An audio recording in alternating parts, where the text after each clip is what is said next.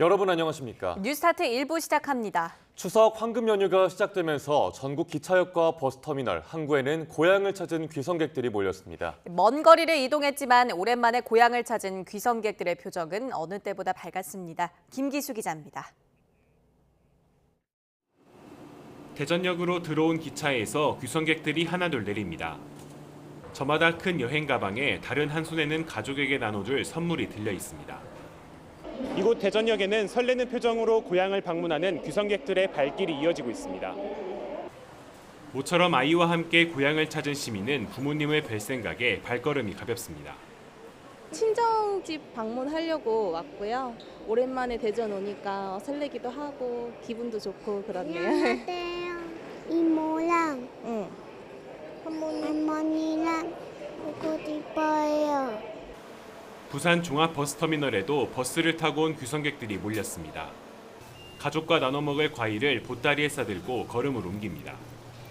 멀리 떨어져 더 그리웠던 가족과 보낼 시간에 설렘은 배가 됩니다. 휴무가 걸려서 일찍 내려왔고 또 이제 멀리 있다 보니까 가족들이랑 보낼 시간이 잘 없어서 연휴 동안 가족들이랑 시간 잘 보내고.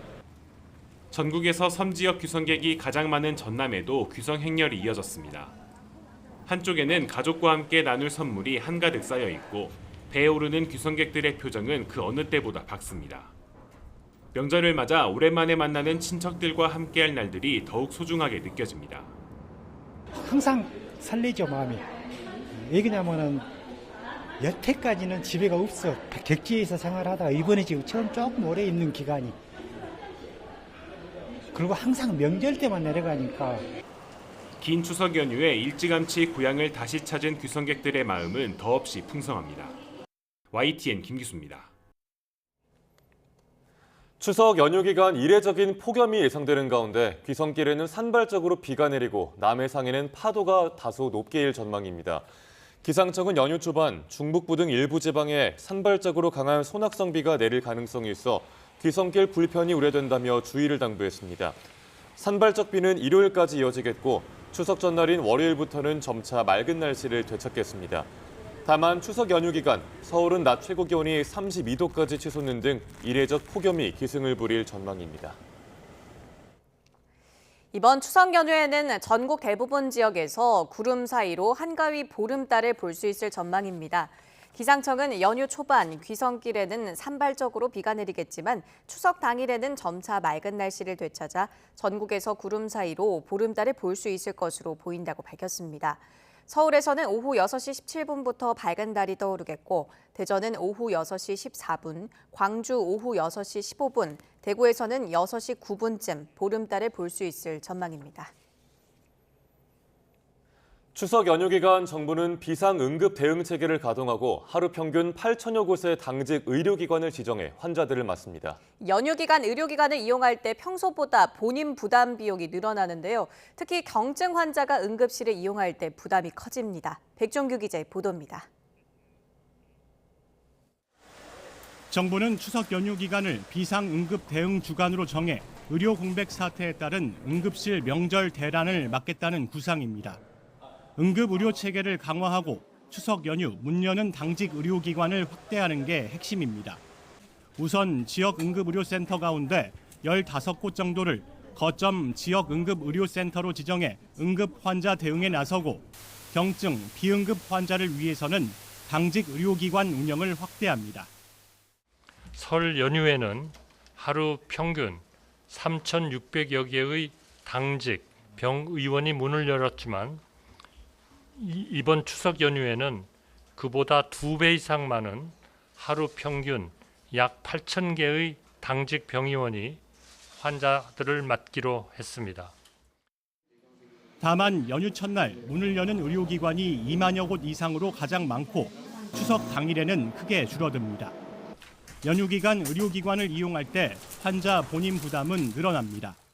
토요일, 야간, 공휴일 진료비 가산 제도가 적용되기 때문인데 의료기관은 진찰료 등의 30에서 50%를, 약국은 조제료 등의 30%를 더해 환자에게 청구할 수 있습니다. 또 경증, 비응급 환자가 응급실을 이용할 때도 본인 부담금이 90%로 인상됩니다.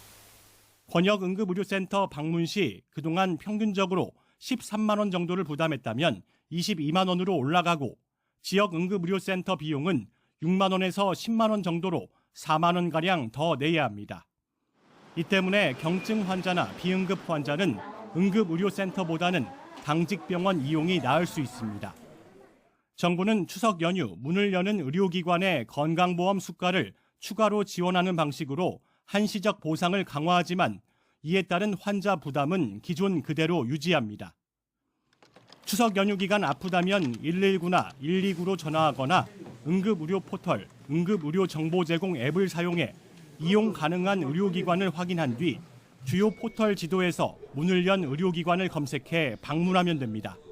YTN 백종규입니다. 윤석열 대통령과 부인 김건희 여사가 한가위 영상 메시지를 통해 넉넉하고 풍요로운 한가위가 되길 바란다고 전했습니다. 다문화 가정 어린이들과 함께 인사에 나선 윤 대통령은 명절 연휴에도 헌신하는 군 장병과 경찰 소방관, 응급실을 지키고 있는 의료진에게 감사를 표했는데요. 윤 대통령 부부의 한가위 영상 메시지 보고 오겠습니다. 사랑하는 국민 여러분, 올해는 우리 아이들과 함께 한가위 인사를 드립니다. 꽉 찬 보름달처럼 넉넉하고 풍요로운 한가위가 되시길 바랍니다. 명절 연휴에도 국민을 위해 헌신하고 있는 국군 장병, 경찰관, 소방관 여러분, 그리고 응급실을 지키고 계신 의료진 여러분께 깊이 감사드립니다. 어려운 이웃을 위해 온정의 손길을 나누고 계신 모든 분들께 감사드립니다.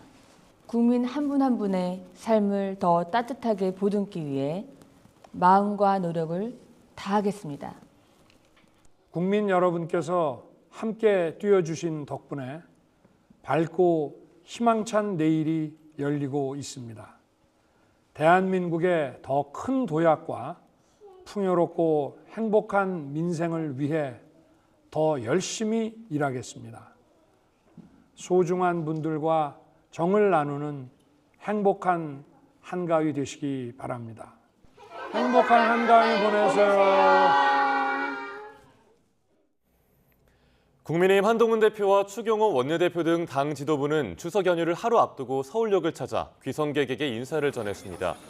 이어 서울 관악구 남현동의 복지시설을 찾아 취약계층 아동 청소년 가정에 보낼 도시락을 포장하는 봉사활동에 참여하고 5천만 원 상당의 식사 지원 후원금 증서도 전달했습니다.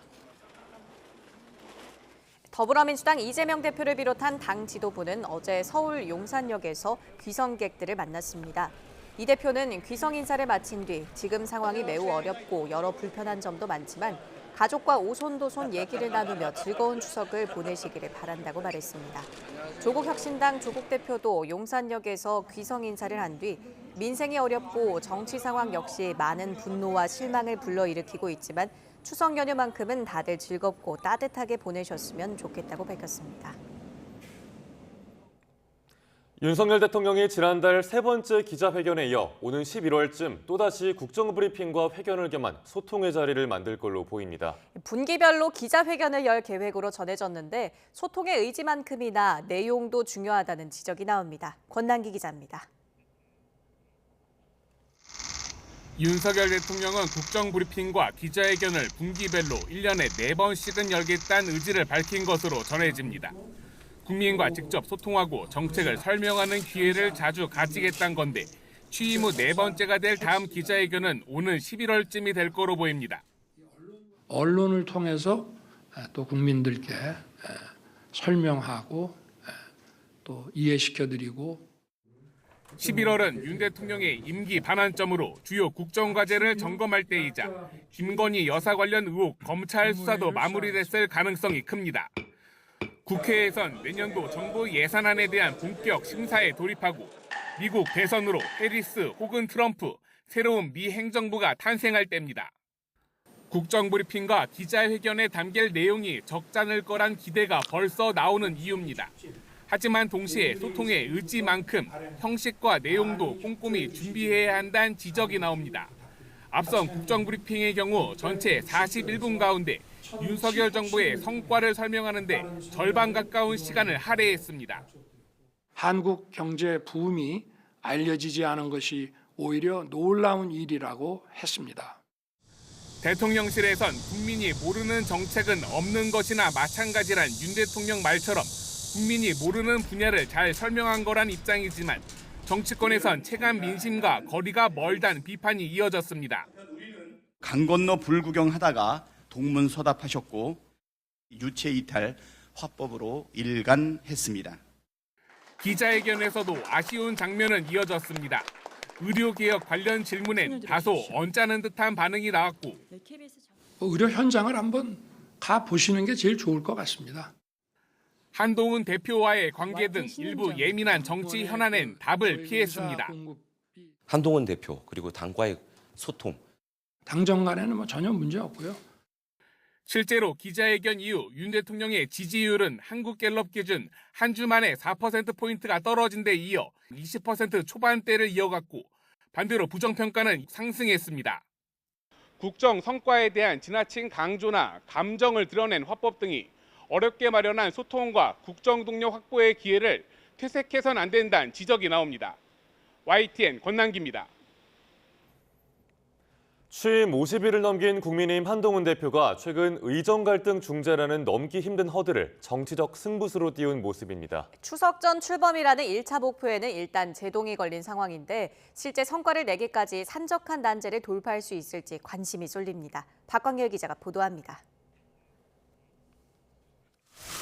추석 연휴를 앞둔 한동훈 대표, 여야 의정 협의체 출범을 위한 총력전에 돌입했습니다. 조건 없이 일단 얼굴을 맞대자고 의료계와 정부 양측에 호소하며 여론전을 이어갔습니다. 의제 열고 하는 거는 지금 제가 제안한 것이니까 제 말을 들으시면 되지 않겠습니까? 전제 조건 없이, 의제 제한 없이 국민의 건강과 생명만 생각하고 빨리 보이자.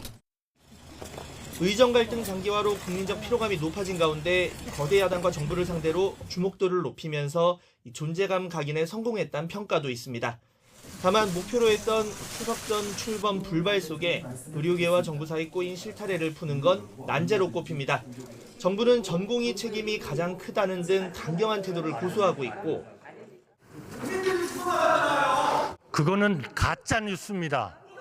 가짜 뉴스예요. 전공의에게 가장 큰 책임이 있습니까? 첫 번째 책임이 있죠. 한 대표가 열어놓은 내년도 의대 정원 재논의 문제가 여권 내 불가론에 막혀 파열음마저 일고 있습니다. 25년 정원은 현재 현실적으로 지금 재조정하기는 굉장히 어려운 부분이다. 만약에 그렇게 진행된다면 수험생들과 학부모들의 대혼란이 용산 대통령실과의 당정 갈등도 적잖은 걸림돌입니다. 대통령실이 한동훈 지도부와 예정된 만찬을 추석 이후로 미뤘고 친한계를 뺀 일부 지도부와 비공개 식사를 한 사실은 언론을 통해 공개됐습니다. 여러분들을 모시고 소통한다고 하는 것에 대해서는 긍정적으로 생각합니다. 비공개로 만난 그 모임이 언론에 보도된 것. 과연 이것을 누가 언론에 알려줬는가? 그렇게 정무적인 감각이 없나? 그럼에도 의정 갈등 중재에 사활을 건 이유는 취임 뒤 금투세와 격차 해소 등 다양한 정책 이슈를 내세웠지만 가장 시급한 의료 대란 우려를 해소하지 않으면 집권 여당 대표의 정치적 입지가 확연히 줄어들 수밖에 없을 거란 고민과 맞닿아 있습니다. 일각에서 한 대표를 향해 더 적극적으로 대응해야 한다는 주문이 제기되는 이유기도 합니다. 나름 애를 쓰고 있다라고 생각합니다. 옳은 길을 갈 때는 저는 모든 것을 걸 수 있는 그런 자세가 좀 필요한 거 아니냐. 극단적인 여소야대는 물론 당내 장악력조차 물음표가 남는 상황에서 기댈 건 결국 국민 여론밖에 없다는 분석도 나옵니다. 용산과의 차별화를 넘어 국민이 체감할 성과를 도출해내느냐가 출범 50일을 간 넘긴 한동훈 체제 운명의 최대 변수로 떠올랐습니다. YTN 박광렬입니다. 더불어민주당 이재명 대표가 정치권뿐 아니라 기업계, 종교계 등 각계 인사와 식사를 하거나 만나는 일정을 연일 소화하고 있습니다. 차기 대권을 염두에 두고 중도층으로 외연을 넓히려는 행보라는 해석이 나옵니다. 김경수 기자가 보도합니다. 추석 연휴를 이틀 앞둔 저녁, 이재명 대표와 김종인 전 국민의힘 비상대책위원장이 만났습니다. 이 대표 요청으로 이뤄진 사적인 식사 자리라고 했지만 대화 서두가 마냥 가볍지만은 않았습니다. 정제는 많지 않습니까? 지금 상황을 보면은 걱정될 게 뭐 여러 가지가 많이 있는데 그걸 뭐 억지로 해결할 수는 없는 거고 선거 포기한다고 되는 일이 없어요. 네, 맞습니다. 순리에 맞게 그냥 지나가게 내버려 두는 거지.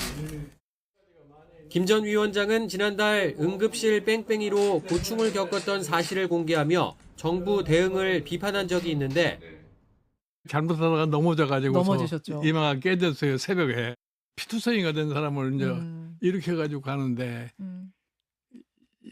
응급실에 가려고서 22군데를 전화를 했는데도 안 받아주는 거예요. 이날 만찬 회동에서도 자연스레 의정 갈등 문제가 대화 주제에 오른 것으로 전해졌습니다. 이 대표는 김 전 위원장과의 만찬 전날엔 대학 은사이자 옛 국민의당 의원을 지낸 이상돈 중앙대 명예교수와 오찬을 하며 조언을 들었습니다. 범보수, 중도 인사들을 잇따라 만난 건데 이 대표 측은 이념에 갇히지 않고 각계 인사를 만나며 두루 의견을 구하는 중이라고 설명했습니다. 이 대표는 이번 추석 연휴에 불교, 기독교, 천주교 등 종교계 지도자들도 잇따라 만납니다. 이재명 대표는 국민의 삶을 지켜내고 그리고 의료 대란 상황을 해결하고 극복해 나가기 위해서 종교계 지도자들의 조언을 들을 예정입니다. 앞서 재계와 중견, 중소기업계를 만나서는 어려움을 듣고 입법을 통한 지원을 약속했습니다. 사회 안전망을 전제로 고용 유연화도 언급했는데 일각에선 기업 친화적 발언이라는 평가가 나왔습니다. 정규직에서 배제되더라도 내 인생이 그렇게 불행해지거나 뭐 위험해지지 않는다라고 생각하게 하려면 사실 안전망 확충이 돼야 되고. 이 대표의 이런 일련의 움직임은 전당대회 때 금투세와 종부세, 상속세 완화를 주장했던 우클릭 행보와도 맥이 닿아 있습니다. 안정적인 당내 지지 기반을 바탕으로 외연 확장을 시도하고 나아가 차기 대권주자 입지를 다지려는 포석으로 풀이됩니다. 다만 10월 재보궐선거 성적표와 1심 선고를 앞둔 재판 결과에 따라 이 대표 리더십이 시험대에 오를 수 있다는 전망도 꾸준히 나오고 있습니다. YTN 김경수입니다.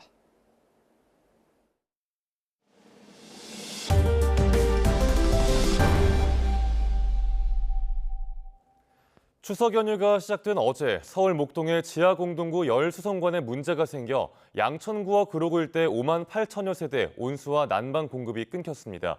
또 인천 서구의 공단에서는 불이 나 한때 대응 1단계가 발령됐고 수도권 제2순환 고속도로에선 차 15대가 잇따라 부딪히는 사고도 났습니다. 간밤 사고 소식 강민경 기자가 전합니다.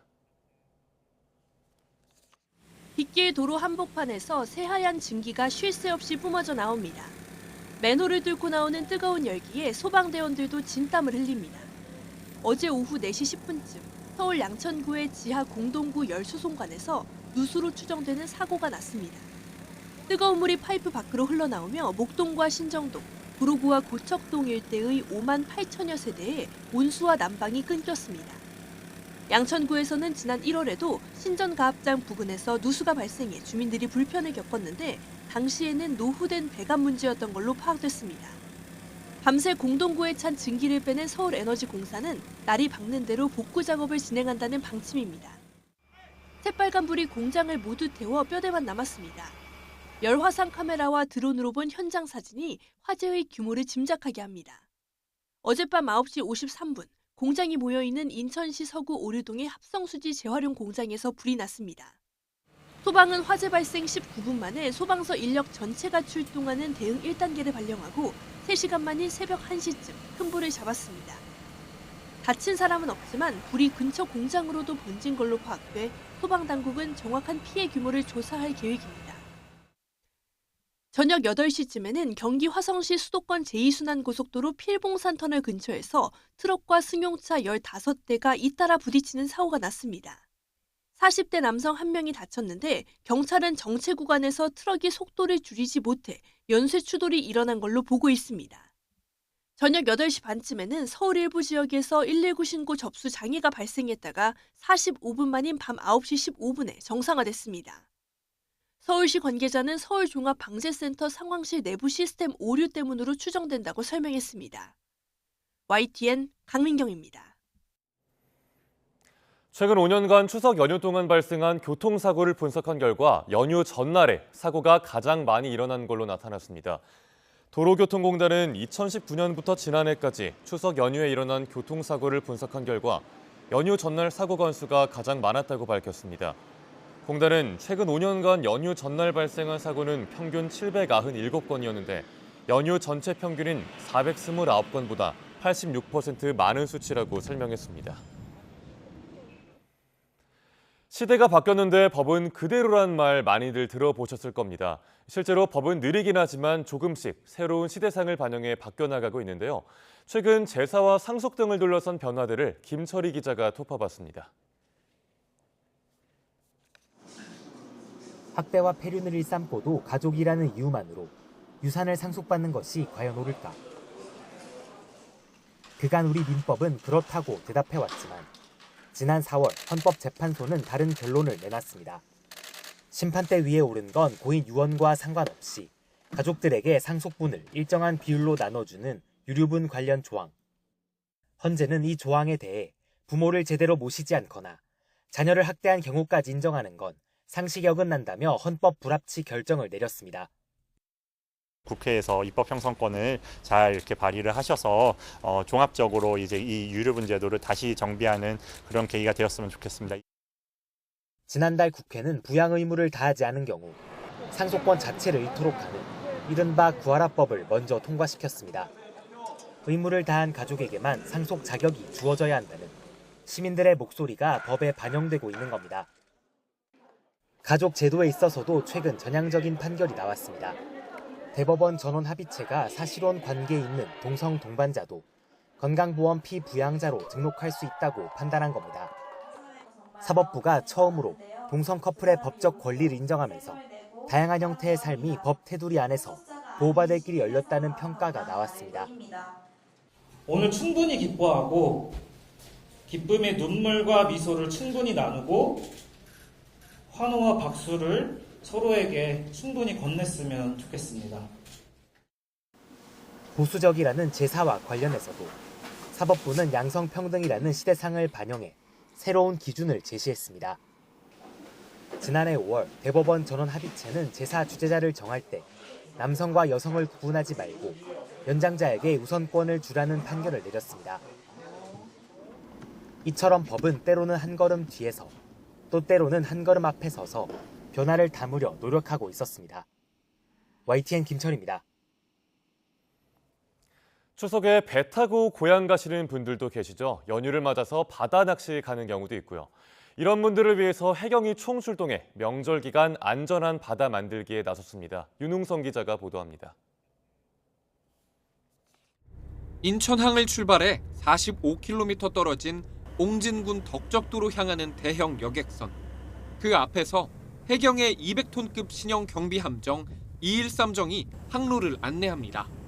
본 함정은 코리아 엑스프레소가 안전하게 항해할 수 있도록 안전 호송을 할 예정입니다. 목적지까지 안전 항해하시기 바라며 추석 연휴를 맞아 해경이 바닷길 안전관리 활동에 나섰습니다. 추석에는 바다도 붐비기 때문입니다. 최근 3년 동안 추석 연휴 하루 평균 여객선 이용객은 7만 7천여 명으로 평소의 2배가 넘는데 낚시객들을 태운 어선 출항도 늘어 선박 간 충돌 등 사고 위험도 커집니다. 이에 따라 해경은 연휴 기간 바다 위 경비함은 물론 하늘의 헬기 등 항공기도 띄워 바닷길 순찰에 나섰습니다. 혹시 사고 난 곳은 없는지, 선박 운항에 위험한 상황은 없는지 살펴봅니다. 또 이용객으로 붐비는 여객선 터미널에서도 사건 사고 예방을 위해 특공대원들의 순찰을 강화합니다. 추석 명절 온 국민이 안전한 바닷길을 이용할 수 있도록 여객선 항로에 경비 함정을 근접 배치하고 즉시 구조할 수 있는 비상 체계를 갖추고 있습니다. 해경은 연휴 기간 먹거리의 원산지를 속이는 행위나 꽃게철을 맞아 최근 늘고 있는 중국 어선의 우리 해역 침범에도 강력하게 대응한다는 방침입니다. YTN 윤웅성입니다. 아동복지시설에 있다가 자립한 청년들은 혼자 맞는 추석이 낯설고 외로울 수도 있을 텐데요. 이들의 멘토로 나선 어른들이 함께 추석 음식을 나누며 따뜻한 시간을 보냈습니다. 김희영 기자가 전해드립니다. 애호박을 썰고 고기에 달걀물을 익혀 전을 부칩니다. 정성스럽게 직접 송편도 빚습니다. 아동복지시설에서 지내다 성인이 된 뒤 독립한 청년들이 멘토로 나선 사회 여러 분야 어른들과 만난 자리. 마치 가족 친척이 모여 명절 음식을 준비하는 기분입니다. 시설에 살 때 저희 남아있는 애들끼리 송편들 만들고 그러면서 윷놀이도 하고 같이 먹기도 하고 그랬었거든요. 오랜만에 하니까 되게 기분이 좋았고 뭔가 되게 옛날 생각도 났었어요. 옛날에는 사람들을 만나는 게 조금 어려웠어요. 근데 처음 해보는데 다들 그냥 친근하게 다가와 주시고 가족 같은 분위기가 약간 있는 것 같아요. 사회에 나와 소소하게 궁금하던 것부터 고민스러운 일까지 물어보고 조언도 구하다 보니 마음이 든든해지는 것 같습니다. 시설에 나오고 나서 약간 주거 문제나 심리적 문제 이런 거에 대해서 도움을 받고 싶었어요. 서로 뭐 하면서 사는지 이런 거 얘기 나누니까 그런 게 좀 좋았던 것 같아요. 그냥 말할 사람이 있다는 것만으로 저는 감사했어요. 자립준비 청년들이 위기에 처하지 않고 사회에 잘 적응할 수 있도록 도울 방법은 없을까 고민도 나눕니다. 가장 기본적인 의식주 생활에 필요한 사례관리비 집행이 좀 제도적으로 극히 제한적으로 지금 운영이 되고 있습니다. 아주 긴급한 어떤 상황이라든지 특별한 요건을 갖추지 않았을 때는 식료품 지원이라든지 피복기 지원에서는 어려움을 좀 겪고 있는 게 사실이고요. 씩씩하게 사회에 적응해가는 청년들과 이들을 대견하게 바라보는 멘토 어른들. 가족처럼 어울리며 풍성한 하루를 보냈습니다. YTN 김이영입니다. 한국은행이 추석을 앞두고 지난 2일부터 열흘간 금융기관에 공급한 신권화폐가 3조 7천억 원으로 집계됐습니다. 지난해 같은 기간에 비해서는 2천억 원이 줄었습니다. 한은은 추석 연휴 기간이 지난해 6일에서 올해 5일로 단축되면서 발행액이 감소했다고 설명했습니다. 추석을 일주일 앞두고 제사용품을 사는 데 드는 비용이 추석 3주 전과 비교해 더 오른 것으로 나타났습니다. 한국소비자단체협의회 물가감시센터는 추석을 일주일 앞두고 서울 시내 전통시장과 백화점, 대형마트 등의 차례상 비용을 조사한 결과 4인 가족 기준 평균 33만 4천여 원으로 추석 3주 전과 비교해 1.8% 올랐다고 밝혔습니다. 가격이 오른 품목은 모두 11개로 참조기가 1,368원으로 29% 넘게 올라 상승률이 가장 높았고 시금치 17%, 송편 12% 등의 순이었습니다. 서울시 의회가 43년 만에 자연경관지구 규제를 개정해 노후 주거지 환경 개선을 할 수 있도록 건축 제한이 일부 풀렸습니다. 이 밖에 전기차 화재 예방 대책부터 러브버그 방역 지원, 놀이터 안전 조치 등 바뀌는 서울시 주요 조례 내용을 정리했습니다. 김연아 기자가 보도합니다. 산세를 따라 저층 주택들이 밀집한 종로. 구 면적의 8분의 1이 자연 경관지구인데 1981년 이후 처음으로 관련 규정이 개정됐습니다. 서울시의회가 도시계획 조례안을 개정해 노후 주택 정비사업대 층수 제한 없이 24m까지 올릴 수 있게 개선했습니다.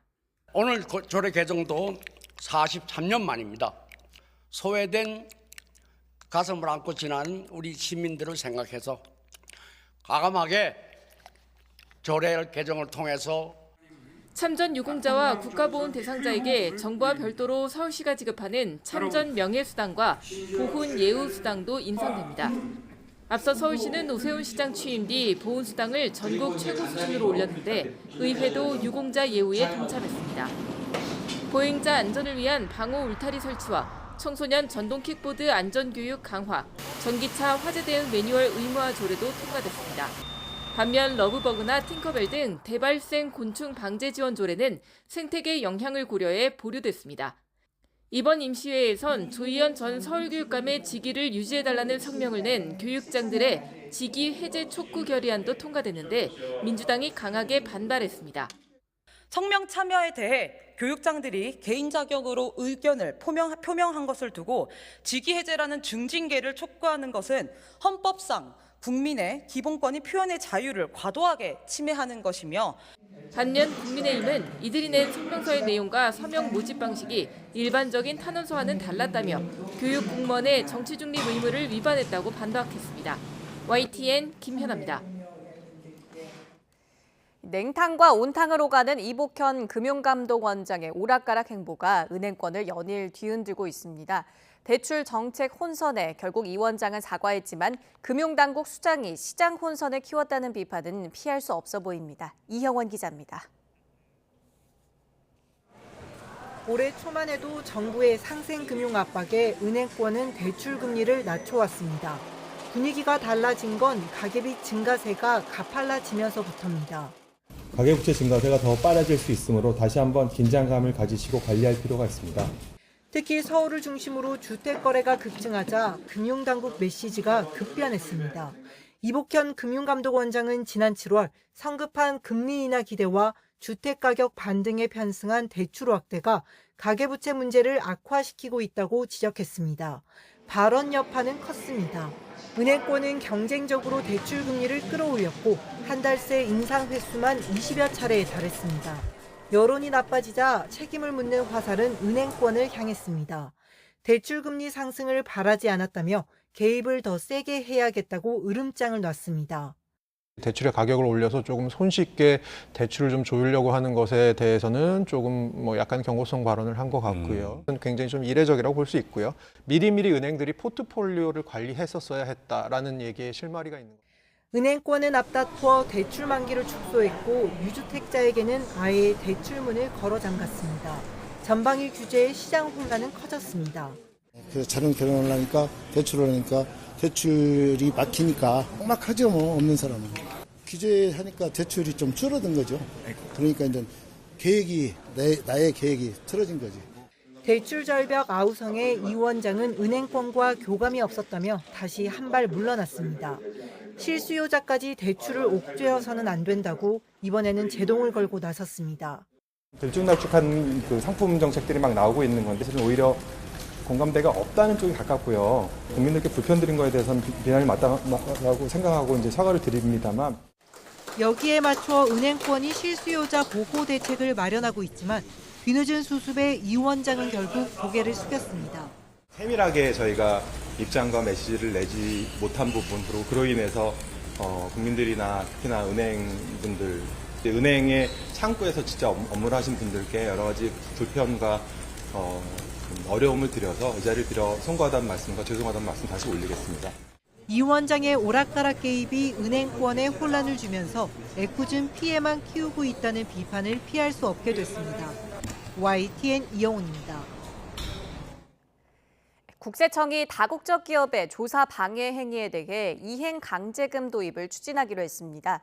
또 꼬마 빌딩과 상가 겸용주택 등 고가 부동산의 감정 평가 범위와 대상을 확대해서 세액 부담의 형평성을 높이기로 했습니다. 보도에 오인석 기자입니다.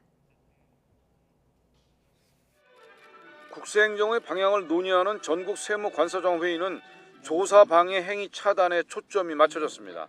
특히 다국적 기업의 자료 제출 거부와 지연에 대해 국세청은 실효성 있는 방안 마련이 필요하고 이를 위해 이행 강제금 도입을 추진하기로 했습니다.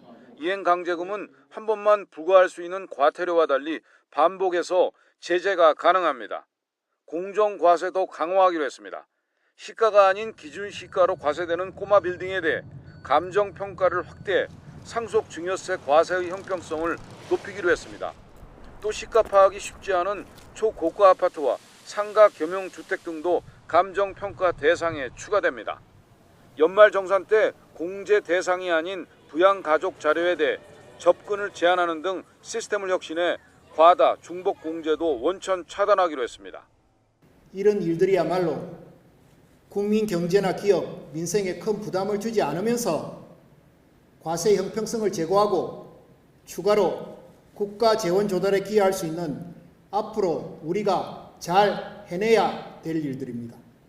국세청은 불법 사금융을 포함한 인생 침해 탈세와 호화생활 체납자의 실거주지 탐문과 수색 등 현장 징수도 강화하기로 했습니다. 세무조사는 경제 여건과 인력 상황을 감안해 연간 건수를 탄력적으로 관리하겠다고 밝혔습니다. 또 AI 빅데이터 기반의 탈세 분석 적발 시스템이 올해 정기 세무조사 대상 선정부터 활용됩니다. 강민수 총장은 해야 할 일은 제대로 끝까지 하는 국세청이 되겠다고 밝혔습니다. YTN 오인석입니다. 시대가 바뀌면서 기업들의 채용 문화도 달라지고 있습니다. 창의적이면서도 열정적인 MZ세대 인재를 모시기 위해 채용 방식도 더 젊어지고 있는데요. 박기현 기자가 현장 다녀왔습니다.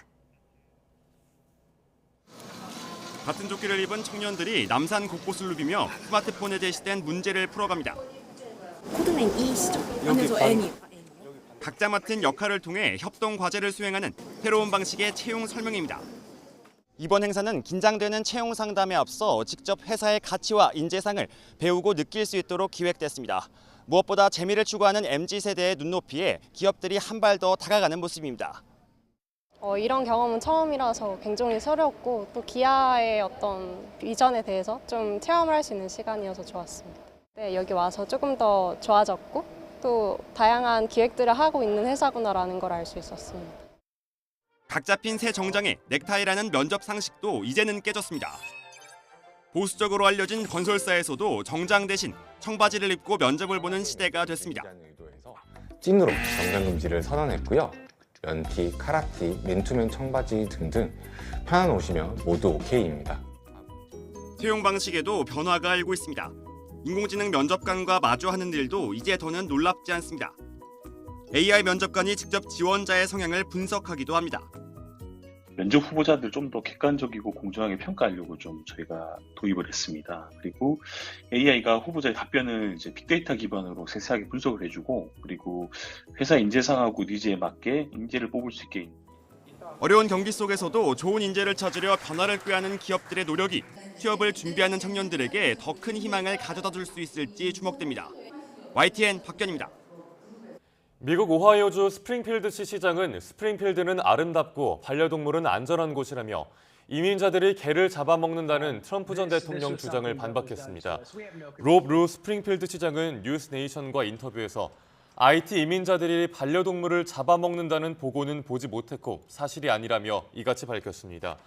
루 시장은 이민자에 대해 확산하는 허위 주장으로 스프링필드에 문화 충돌이 일어나고 있다며 전국을 무대로 하는 정치인들은 이 문제를 해결하는 데 도움을 주지 못한다고 강조했습니다. 미국 백악관은 북한이 고농축 우라늄 제조 시설을 공개한 것과 관련해 북한의 핵 야망과 탄도미사일 기술에서의 진전을 지속적으로 모니터하고 있다고 말했습니다. 존 커비 백악관 국가안보회의 소통보좌관은 온라인 브리핑에서 미국 정부가 북한의 우라늄 제조 시설을 언제부터 알고 있었는지 등의 질문에 정보 분석에 대해서는 말할 수 없다며 이같이 밝혔습니다. 커비 보좌관은 북한 우라늄 시설 공개에 대해 그것이 바로 바이든 대통령이 영내 동맹과 협력을 강화하고 한반도와 그 주변의 정찰 자산을 더 투입한 이유라고 설명했습니다. 북한이 이례적으로 우라늄 농축시설 사진을 공개한 건 비핵화에 나설 생각이 없음을 재확인한 것이라고 외신들은 분석했습니다. 미국 워싱턴 포스트는 북한이 비핵화할 의도가 없으며 앞으로도 핵과 미사일 개발에 관한 어떤 양보도 하지 않겠다는 뜻이라는 에드워드 호웰 채터마우스 연구원의 분석을 전했습니다. CNN은 엔킷 판다 카네기 평화재단 선임 연구원을 인용해 이번 사진 공개는 북한의 핵무기 대량 생산 계획이 진짜라는 믿음을 준다고 보도했고 BBC도 북한의 핵 개발을 되돌릴 수 없다는 신호라고 분석했습니다. 북한이 핵무기 제조 물질인 우라늄 농축시설과 관련해 의혹이 처음 불거진 건 20여 년 전입니다. 당시 2차 북핵 위기가 올 정도로 파장은 컸지만 이후에도 은밀하게 운영해 왔는데요. 이번에 관련 시설을 전격 공개한 배경에 관심이 쏠립니다. 김문경 기자가 보도합니다. 지난 2019년 2월 베트남 하노이에서 열린 2차 북미 정상회담. 싱가포르 회담에 이어 역사적인 두 번째 비핵화 정상회담을 이어갔지만 결국 결렬됐습니다. 당시 트럼프 전 대통령은 영변 이외의 핵시설을 폐기할 것을 요구했는데 북한은 이를 수용하지 않았다고 밝혔습니다. Because there are other things that you haven't talked about, that you haven't written about, that we found, and we have to have. That was done a long time ago, but the people didn't know about. I think they were surprised that we knew. 트럼프 전 대통령이 영변 외 핵시설 폐기를 요구한 곳은 평양 외곽의 강선 등인데 2차 북미 정상회담을 결렬시킬 정도로 은밀하게 이어오던 우라늄 농축 시설을 북한이 이번에 공개하면서 그 배경에 관심이 쏠립니다. 일각에선 올해 11월 미국의 대통령 선거를 거론합니다. 미국의 새 정권과 핵협상을 재개할 경우 이미 현실이 된 핵무기를 매개로 비핵화 협상의 우위를 확보하려 할 가능성이 높다는 겁니다. 하지만 이 같은 전술은 지난 2021년 헌법보다 앞선다는 노동당 규약을 개정하고 핵무기를 앞세운 국방력 강화 방안을 제시하며 끝났습니다. 국가 방위의 기본 역량, 혁명의 주력군으로서 사회주의 조국과 당과 혁명을 무장으로 옹호 보유하고 당시 북한은 국방력 강화 이후로 외부 위협을 내세웠지만 결국 핵무기 보유라는 큰 틀 아래서 이루어졌다는 평가입니다. 최근 각종 핵탄두 탑재 미사일 성능을 강화하거나 전술핵 잠수함 등을 공개하고 남북 적대적 이익 국가론을 앞세우고 있는 것이 이를 뒷받침합니다. 이에 따라 이번 우라늄 농축시설 공개 역시 기존의 비핵화 협상 카드가 아닌 핵 군축 카드로 보고 북핵 억제력을 강화하는 방안에 더 집중해야 한다는 목소리가 커지고 있습니다. YTN 김문경입니다.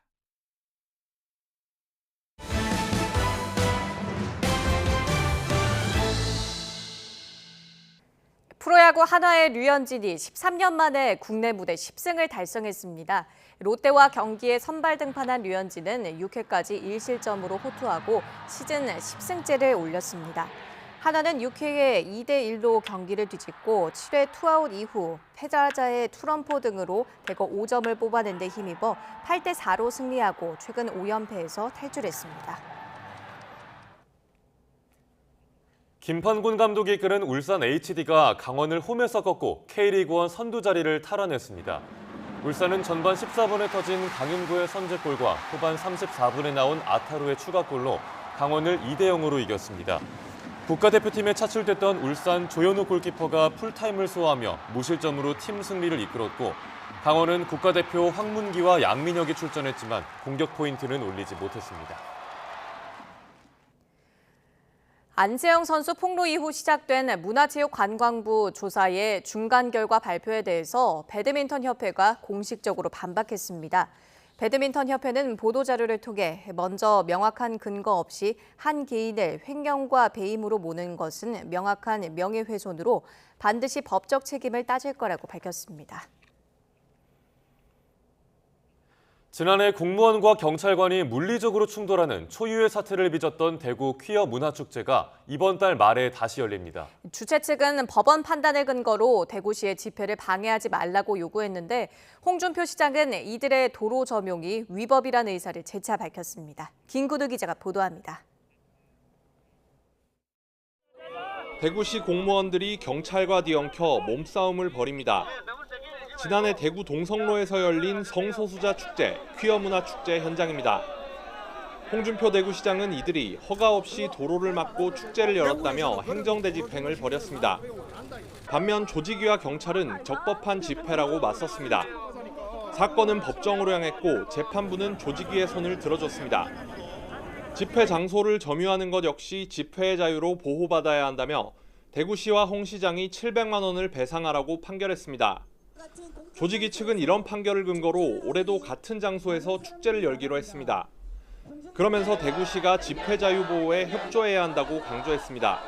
지난 판결에서 행정 대집행은 불법이라고 명확하게 판결이 났기 때문에 홍준표 대구시장은 공무원들을 더 이상 불법 현장에 동원시키는 일을 하지 않기를 바랍니다.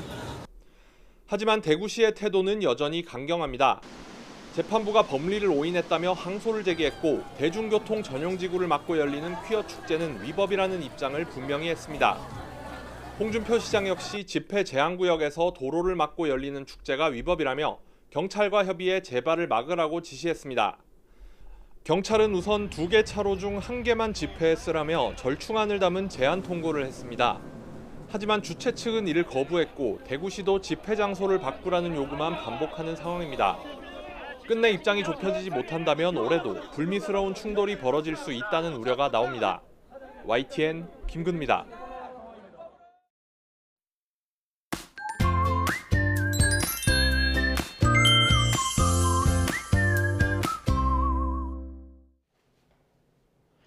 추석 연휴 첫날인 오늘도 하늘빛이 다소 흐립니다. 중부지방에는 오후까지 산발적으로 강한 비가 이어지겠는데요. 이른 시간부터 귀성행렬이 이어지고 있는 만큼 빗길 교통안전에 각별히 주의하셔야겠습니다. 예상되는 비의 양은 경기 남부에 80mm 이상, 그 밖에 중부지방에도 많게는 40에서 60mm의 비가 더 내리겠고요. 경북지방에는 오후 한때 요란한 소나기도 지나겠습니다. 밤사이 도심과 남해안 서쪽 곳곳에서 열대야가 나타났습니다. 현재 서울 기온은 25.5도, 대구는 25.3도, 부산은 26.9도로 출발하고 있습니다. 충청과 남부 곳곳으로는 폭염특보가 내려진 가운데 오늘 서울 낮 기온은 31도, 대전은 33도, 대구는 35도 선까지 오르겠습니다. 내일과 모레는 영동과 영남해안, 제주도에 비가 내리겠고요. 내륙은 더위 속에 요란한 소나기가 지나겠습니다. 추석 당일에는 구름 사이로 보름달을 감상할 수 있겠습니다. 지금까지 날씨 정보였습니다. 뉴스타트 1부 마칩니다. 잠시 후 2부가 이어집니다. 시청해주신 여러분 고맙습니다.